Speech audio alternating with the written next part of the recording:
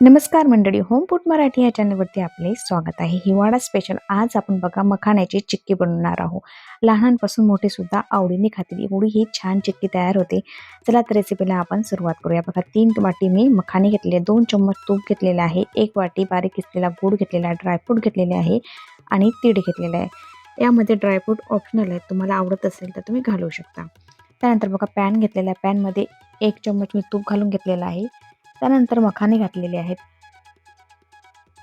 आता हे मखाने छान आपल्याला मस्त कुरकुरीत होईपर्यंत भाजून घ्यायचे आहे. मखाने जेवढे कुरकुरीत होईपर्यंत भाजतील तेवढी मखाण्याची चिक्की खाण्यासाठी खूप मस्त कुरकुरीत अशी आपली चिक्की बनवून तयार होते. बघा मखाने भाजून झालेले आहेत. त्यानंतर बघा तीळ घेतले आहे. तीळसुद्धा आपण छान मस्त असे खरपूस भाजून घेऊया. बघा तीळ पण मस्त असे भाजून घ्यायचे आणि तिळामध्ये भरपूर प्रमाणामध्ये कॅल्शियम असतं. त्यामुळे आपली जी चिक्की आहे मखानाची ती अधिक पौष्टिक बनते. तीळसुद्धा भाजून झालेले आहे. तीळसुद्धा आपण काढून घेऊया. त्यानंतर बघा थोडंसं मी तूप घातलेलं आहे. त्यानंतर बघा आपण जे ड्रायफ्रूट चे काप करून घेतलेले आहे, बारीक कट करून घेतले ते सुद्धा आपण तुपावरती थोडे परतून घेऊया. छान मस्त अशी चिक्कीमध्ये ड्रायफ्रूटसुद्धा मस्त कुरकुरीत छान लागतात. बघा ड्रायफ्रूटसुद्धा भाजून झालेले आहेत ते सुद्धा आपण काढून घेऊया. बघा त्याच पॅनमध्ये बघा तो गूळ टाकलेला आहे मी. आता आपण याचा छान असा पाक तयार करून घेऊया. बघा आता मस्त छान गूळ वितळून झालेला आहे. त्यानंतर बघा आपण आता पाक चेक करून पाहूया. बघा आता पाण्यामध्ये घातल्यानंतर त्याची छान अशी टणक जर गोळी बनली की समजून घ्यायचं चिक्कीसाठी जे आपला पाक तयार झालेला आहे.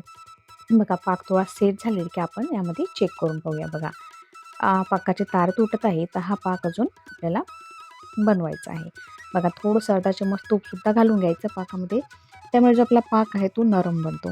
बघा आता छान असा पाक परत झालेला आहे मस्त. आता एकदा आपण परत पाक चेक करून पाहूया.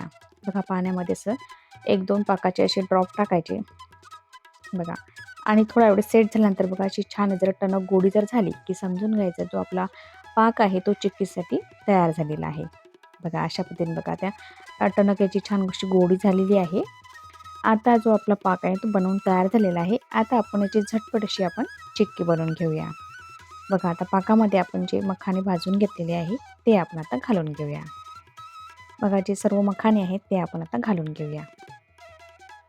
बघा संपूर्ण मखाने घालायचे आणि व्यवस्थित त्याला छान असं कोटिंग होईपर्यंत मस्त असं फिरून घ्यायचं. बघा सर्व जे मखाने त्याला छान असं गुळाचं कोटिंग आणि आपण यामध्ये ड्रायफ्रूट घातलेले आहे, तीळ घातलेले आहे. छान मस्त असं मखानाला छान याचं कोट होतं आणि चवीला सुद्धा मस्त अशी आपली मखाना चिक्की लागते बघा.